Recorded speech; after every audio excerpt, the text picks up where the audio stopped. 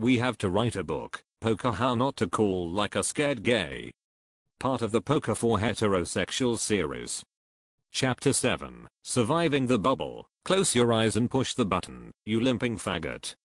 It's occurred to me that we must both be far more phlegmatic than most when hit with a retarded 2-outer due to our formative experiences of constantly going lower than an 11 when high up on the bandit. Knowing that lower than an 11 is in fact a 50-50 chance gives you a solid grounding in the mathematical aspects of poker, which simply escape most people due to the fundamentally counterintuitive nature of probability.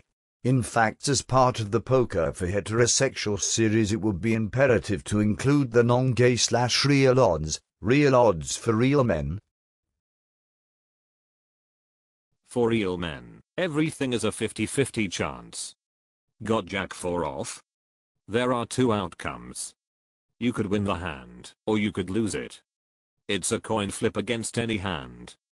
This is important to remember, as if you've put in a feeler raise in the third hand of a tournament, you are mathematically committed for the rest of your stack. Folding to a re-raise and a push here is a huge mistake, giving away a big edge in the world of real men's odds. It's even more of a mistake if you're in the big blind and faced with two all-ins. Again, you could win or lose, 50-50, but if you win you would triple your chips. A gay would fold his 8-3 here, but a real man must call. Spot on analysis. Maybe we would need to involve a maths PhD to include a detailed proof, but obviously you are correct. Clearly a 50-50 chance to triple up is always hugely plus expected value, regardless of your cards.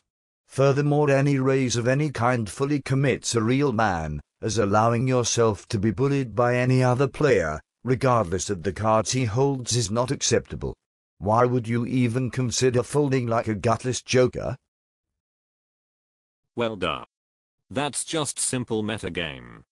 It's vital that not only are you not gay, but you must be seen to be not gay at all times. In fact, there's a solid argument that, unless you're trapping with a strong holding like ace-7 off, every raise should be an all-in, so as to deny the opponents the opportunity to even question your manliness by re-raising you like a bitch, and to ensure that they can only call like a weakling or fold like a little girl. Not so sure. A metagame move would be to somehow convince your opponent you were capable of gayness while still playing in an entirely heterosexual manner.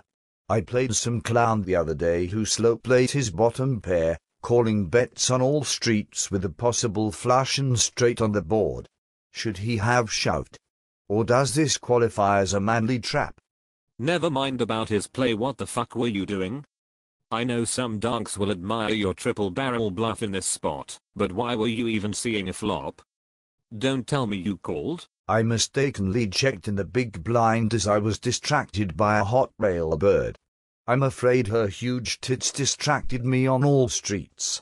If the clown had shoved, would my testosterone have priced me in with nothing, even assuming I knew I was crushed? A real man, though he may be 100% sure he's drawing dead, is never crushed. He simply has to raise it up, to test the stones of the man with the second nuts.